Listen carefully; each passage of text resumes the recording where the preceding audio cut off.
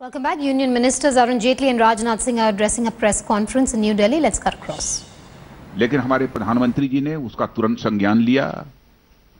मैं तो गया ही, तुरंत उसके दूसरे दिन प्रधानमंत्री जी भी जम्मू कश्मीर में फ्लड सिचुएशन का जायजा लेने के लिए पहुंचे थे और वहां पर उन्होंने कुछ घोषणाएं की थी। वह घोषणाएं सारी पूरी हो चुकी हैं। मैं यह जानकारी देना चाहता हूं कि उस समय एसडीआरएफ और एनडीआरएफ से लगभग 1602 करोड़ रुपए जम्मू कश्मीर को दिए गए थे रिलीफ और रिहेबिलिटेशन के लिए, और साथ ही साथ 762 करोड़ अमाउंट और भी दिया गया था जम्मू कश्मीर। प्रधानमंत्री जी ने 1000 करोड़ रुपए की घोषणा की थी। एक एडिशनल अमाउंट जम्मू कश्मीर के लोगों को रिलीफ और रिहेबिलिटेशन के पर्पज से प्रोवाइड किया था, लेकिन हम यह मानते हैं कि वह पर्याप्त नहीं है, क्योंकि बड़ी संख्या में वहां पर कच्चे मकान तो गिरे ही थे, पक्के मकान भी धराशायी हुए थे। लोगों के अपने मकान होने चाहिए और साथ ही जो क्षति हुई है उसकी किसी न किसी सीमा तक भरपाई होनी चाहिए। इसीलिए आज हमारे प्रधानमंत्री जी ने फैसला किया है और हमारे वित्त मंत्री श्री अरुण जी जेटली ने कि हम और कुछ फंड एलोकेशन जम्मू कश्मीर के लिए करेंगे। उसके बारे में डिटेल्ड जानकारी तो हमारे फाइनेंस मिनिस्टर आपको देंगे, लेकिन additional x gratia amount of ₹500 crore यह हम दे रहे हैं, और साथ ही साथ 1000 करोड़ रुपया भी हम अलग से डैमेज स्ट्रक्चर्स और फिजिकल एसेट्स के इमीडिएट रेस्टोरेशन के लिए प्रोवाइड कर रहे हैं। इसके बारे में जो भी विशेष जानकारी देनी है वो हमारे फाइनेंस मिनिस्टर श्री अरुण जी जेटली देंगे। अब मैं माइक उनको देता हूं।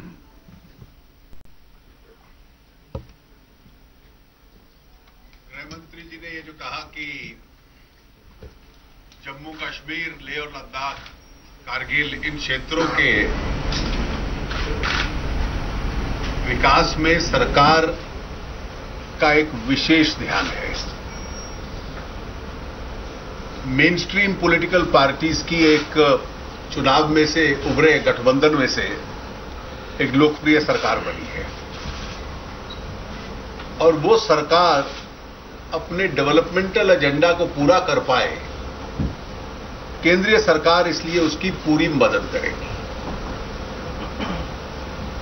जम्मू कश्मीर और इसके तीनों क्षेत्रों की एक बैलेंस्ड ग्रोथ हो पाए, उसके संबंध में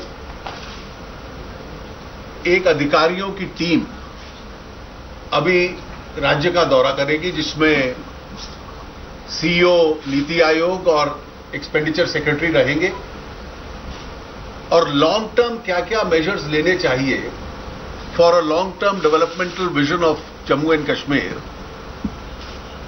उसके संबंध में वो अपना अध्ययन करके सरकार को अपना सुझाव देंगे, और इसलिए जो बड़े सुझाव उनके आएंगे उसके संबंध में विचार बाद में सरकार करेगी। लेकिन वो हमारी एक बहुत बड़ी प्राथमिकता है, और इस वक्त अगर मैं कहूं कि उस पे काम हो रहा है, दैट्स वर्क इन प्रोग्रेस। पिछले साल जो फ्लड्स आए थे, इससे लगभग सभी रीजन बहुत एडवर्सली प्रभावित हुए, इसमें मैं ब्रॉड हेड्स बता देता हूं आपको। प्राइम मिनिस्टर रिलीफ फंड से उस वक्त 770 करोड़ दिए गए थे। एसडीआरएफ, एनडीआरएफ से 1602 करोड़ रुपया दिया गया। Special project assistance 1000 crore prime minister जब वहां गए थे उन्होंने उसकी घोषणा की थी। इसके अलावा अभी जम्मू श्रीनगर हाईवे का मरम्मत है, उस रिपेयर्स हैं उन एरियाज की जो फ्लड से डैमेज हुए। एक बहुत बड़ी स्टेट में रिक्वायरमेंट है कि बीपीएल प्राइजेस पे एडिशनल फूड ग्रेन उस स्टेट को दिया जाए, जिसको भी हम लोगों ने मंजूर किया है।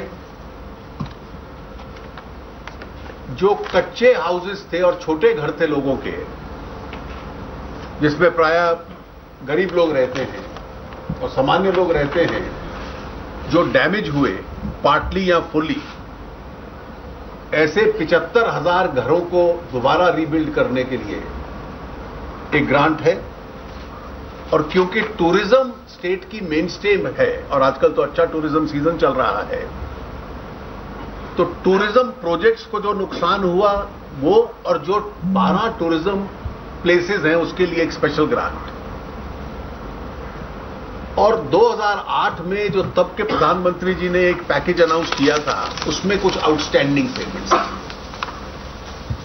वो मिलाकर इस सब के संबंध में एक डिटेल नोट अभी प्रेस ब्रीफिंग के बाद आपको दे दिया जाएगा। मतलब कुल मिलाकर पिछले साल 2602 करोड़ रुपया ऑलरेडी रिलीज हुआ है और इसके अलावा इस वर्ष 2437 करोड़ और रिलीज होगा। तो दोनों को आप टोटल कर लें, 2437, 2437. So the total up to something close to 5,000 crores. और ये वो है जो सारे पास्ट रिसोर्सेज और जो अब पाइपलाइन में डाले जा रहे हैं, जो फ्लड रिलेटेड डिवेस्टेशन जो हुआ है, जिसके लिए इसका इस्तेमाल किया जाएगा predominantly.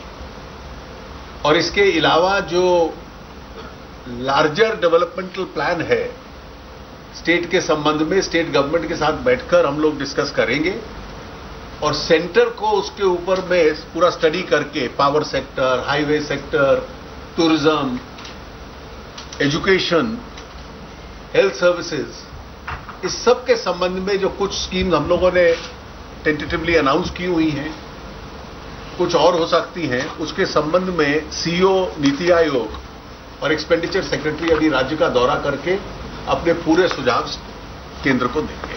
Thank you.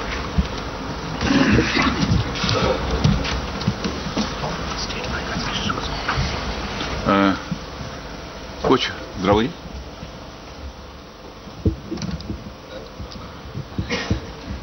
the way we see it, it's in terms of that today's initiatives are largely related to the flood impacted relief measures in 3 critical areas which are the most vulnerable parts of the state, relating to food grains, houses, especially kacha houses, and the third on roads. In addition to this, as the Honourable Finance Minister was saying, we are working out a larger developmental plan. So one sees the entire intervention not as an event but as a process that is evolving, and whatever allocations are happening, there are earmarked resources and financing for it, which hasn't happened earlier. So in some ways this will be a fully funded plan which has 2 components: the short-term immediate relief measures and the long-term development initiative, which we are going to jointly work with the central government and present the plan in the course of perhaps the next month or so. We see this as an important beginning of the process of not just relief but rebuilding the state of J&K along sustainable economic development plans. Thank you. Jitendra Singh.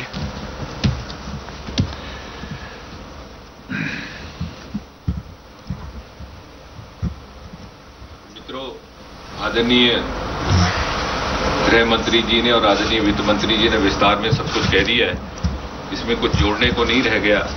परंतु जैसे कि कहा जा रहा है कि पिछले 1 वर्ष में जिस प्रकार के घटनाक्रम से प्रदेश जम्मू कश्मीर गुजरा है और वहां पर बाढ़ की भी स्थिति रही, ये इतिहास में अपने में एक अद्भुत उदाहरण है कि जिस दिन वहां पर बाढ़ आई उसके 2 दिन के भीतर ही आदरणीय प्रधानमंत्री जी, आदरणीय गृह मंत्री जी स्वयं वहां उपस्थित थे।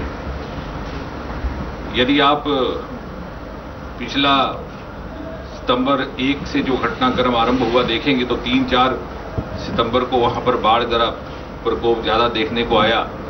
6 तारीख को गृह मंत्री जी वहां थे, उन्होंने स्वयं वहां का दौरा किया और जो अभी बताया गया कि एसडीआरएफ का 1100 करोड़ रुपया जो प्रदेश के हिस्से में था वो देने का उन्होंने वहां पे ही घोषणा की ऑन द स्पॉट। उसके अगले ही दिन 7 सितंबर को प्रधानमंत्री जी स्वयं वहां थे। प्रधानमंत्री जी ने वहां न केवल स्वयं व्यक्तिगत तौर पर जायजा लिया बल्कि 1000 करोड़ रुपए की घोषणा की। उसके बाद एक बहुत बड़ी महत्वपूर्ण बात जो हुई है और हमें गर्व है ये कहने में कि दीपावली के दिन फिर से पुनः प्रधानमंत्री जी वहां पहुंचे हैं।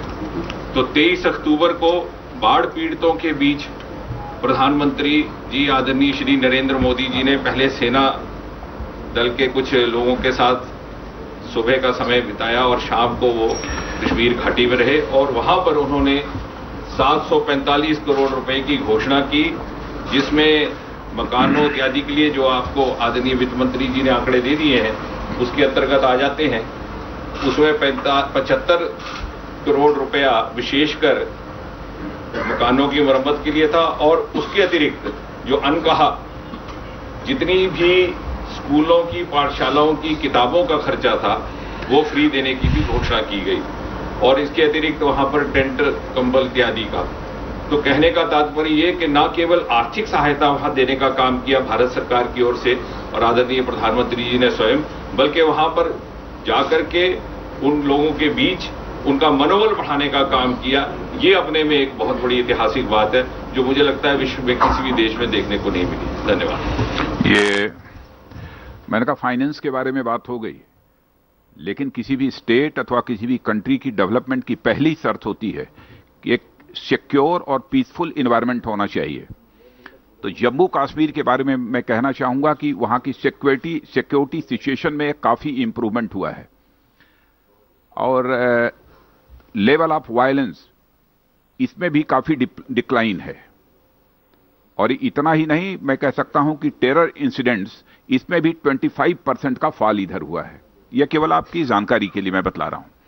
तो माने डेवलपमेंट के लिए एक जैसा माहौल होना चाहिए वैसा माहौल धीरे धीरे जम्मू कश्मीर में तेजी के साथ बन रहा है।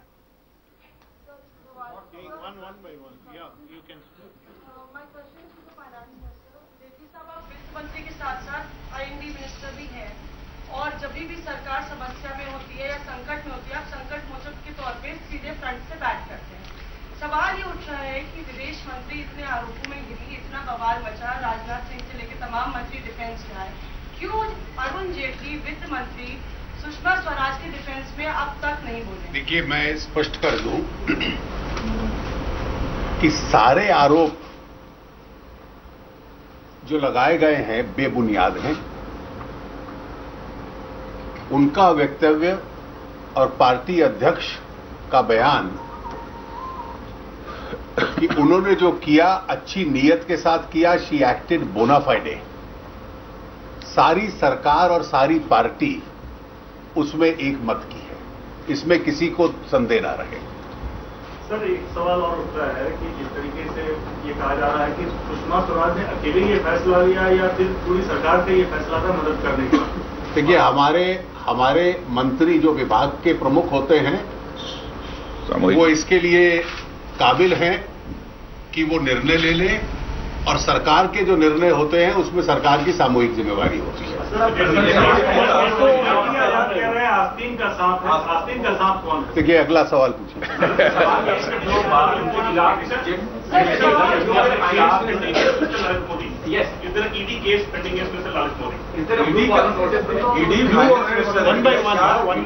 These are, let me elaborate so that you don't speculate, and I'll clarify the confusion.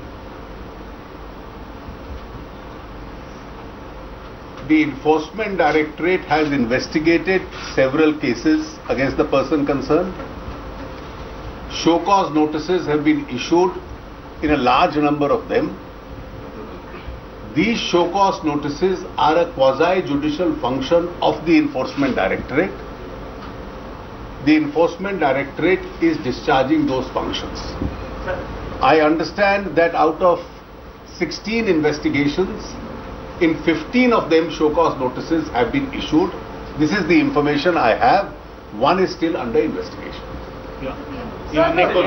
Yeah, 1 minute. Nikul. Yeah. Mr. Jaitley, my question is a pointed question. There was a ED blue corner notice that was issued in 2010 against Mr. Lalit Modi. Well, there is a notice still valid. Has the government withdrawn? Well, let me first of all clarify. There is a confusion about shades of blue.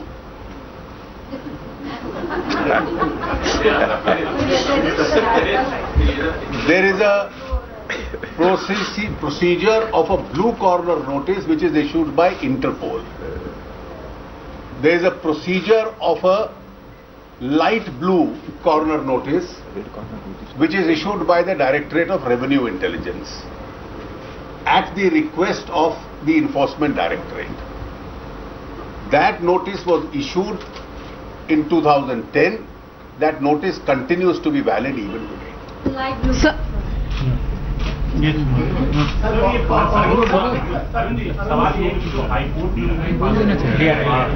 High court के फैसले को आप challenge करेंगे supreme court में जाएंगे? देखिए, ये passport authority जो है उसके अधिकार क्षेत्र में आता है, इसका निर्णय वो देगी। सर क्वेश्चन पार्टी भी यही कह रही है कि कलेक्टिव रिस्पॉन्सिबिलिटी का मामला है, पूरी सरकार ने मिलकर फैसला किया होगा, पूरी सरकार में जिम्मेवार है और आप भी जिम्मेवार हैं, राजनाथ भी जिम्मेवार है। देखिए, मैंने आपको कहा कि सरकार के हमारे मंत्री सब सक्षम हैं निर्णय लेने के लिए, और जो निर्णय लेते हैं हम सब उसके लिए सामूहिक जिम्मेवार हैं। Thank you. और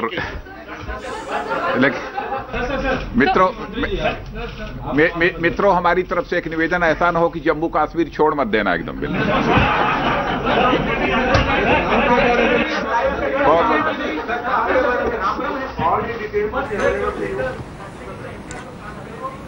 All right, that was Rajnath Singh and Arun Jaitley. That was their counter-strike to questions being asked of the Sushma Swaraj Lalit Modi row. Arun Jaitley coming out and making it clear on behalf of the government that all allegations against Sushma Swaraj are baseless. She acted bona fide. The party is rallying behind Sushma Swaraj. He also went on to say on a question being asked whether she had taken the consensus of the government on the move of helping Lalit Modi on humanitarian grounds, to which Arun Jaitley said that every minister in the Modi government is capable of taking a decision, and that is the collective responsibility and agreement of the government. He also went on to talk about the show cause notices against Lalit Modi, saying that out of the 16 cases, show cause notices have been issued in 15. One is still under investigation. Also, he spoke about the blue corner notice, rather light blue corner notice against Lalit Modi. Atir Khan now joins me on the phone line. Atir, the government there making it clear that they're standing by Sushma Swaraj and that all allegations against her are baseless. Well, that's right. You know, the perception which the government wants to give is that it's a unanimous decision on the part of the government and the party to support Sushma Swaraj. And when Arun Jaitley was asked about, her conduct in this entire affair, he strongly came in her defense and said that it was her bona fide decision, and it was with good intention. And insofar as a decision of a minister is concerned, the government she has full backing of the government and the party. Atir, do stay with me. Brijesh Pandey also joining me on the phone line. Brijesh, what is the government's strategy going to be here on? Because till yesterday, Arun Jaitley had refused to even make a comment on the entire row. Today, he is standing by her along with Rajnath Singh, making strong statements in her defense. Well, yes, till yesterday, he refused to answer this question, but today it was, the kind of setting it was almost difficult to avoid giving answers to it. And when he spoke absolutely in favor of Sushma Swaraj. He said that, it was a bona fide decision made by her, and the party and the government completely stands behind her. So there is no question of the party or the government trying to desert her, and the party stands fully behind her. And in UPA, in the UPA government, he also says that, the ministers are the right to take a decision, and the government completely supports her. Brijesh, if I can just ask you another question, which is, what are your sources telling you about the government's reaction to the Congress wanting an SC-monitored SIT probe into this controversy? Brijesh, can you hear me?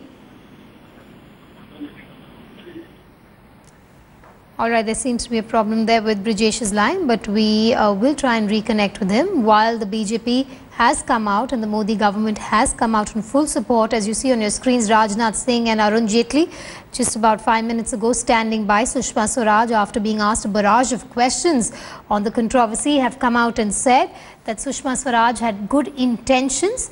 All the allegations against her baseless. In a parallel move today, the Congress has demanded and stepped up the attack against Sushma Swaraj. They have now demanded a Supreme Court monitored SIT probe into the entire controversy. Athar Khan now joining me live. Athar, what are your sources telling you about this demand that the Congress is making for a Supreme Court monitored SIT probe? What are your sources within the government telling you about it? Well, you see, the Congress wants to step up pressure on the government as far as this issue is concerned. Today also we saw that NSUI had carried out a protest outside Sushma Swaraj's residence, and yesterday there were similar protests. So it wants to up the ante. Senior Congress leaders are holding briefings and giving statements against Sushma Swaraj's conduct. But as far as the government is concerned and the party is concerned, they have unanimously decided that they will back Sushma Swaraj come what may, and she also has, remember, very strong backing from the RSS. So as of now, there's no talk of any judicial inquiry or any higher inquiry into this issue. Athar, it's very interesting to see how, to a question asked by a journalist on whether the government was also part of this decision, Arun Jaitley comes out and says that any decision taken by any minister in the Modi government is a responsible one and it is a collective decision.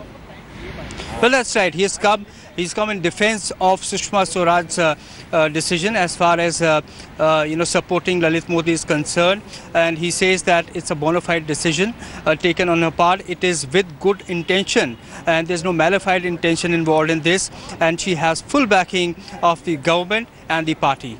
Athar, also the big question as we speak is whether the Modi government is still treating Lalit Modi as an absconder. Well, that's one question which the government and the Council of Ministers are evasive about. I, in fact, asked Jitendra Singh whether what views he holds on this, whether Lalit Modi is considered to be an absconder or not as far as the government is concerned. So he merely smiled away and shifted the focus. So the government doesn't want to confront on this issue, doesn't want to make any direct statement. But yes, as far as backing up Sushma Swaraj is concerned, she has full backing of the party. Yes, Athar, do stay with me. Let me put that question to Brajesh Pandey, also, who joins us now on the phone line. Brajesh, even after this press conference, there's one pertinent pressing question that many are now asking, which is the Modi government still treating Lalit Modi as an absconder? Well, yes, he answered the specific question, but he also made it very clear that the light blue notice, which was issued by Revenue Department, still stands valid. This clearly means that there is a light blue corner notice against Lalit Modi, which was issued by Revenue Department in 2010, and that particular notice still stands valid. So it's very clear that there is a notice by Revenue Department against Lalit Modi, and it stands valid. So the government in that way has made it very clear. But he refused to answer and went on to another question when we asked him about the comment which was made by BJP MP Kirti Azad about Asteen ka saath. He refused to answer that question. Well, so while the government has come out today in defense of Sushma Swaraj, clearly there are some unanswered questions that they still have to come forth and talk about. Athar Khan and Brajesh Pandey, thank you so much for joining us on our top focus there. There you had the Modi government coming out in full support of Sushma Swaraj, saying that the allegations against her are baseless and that she had good intentions when she made that humanitarian move in support.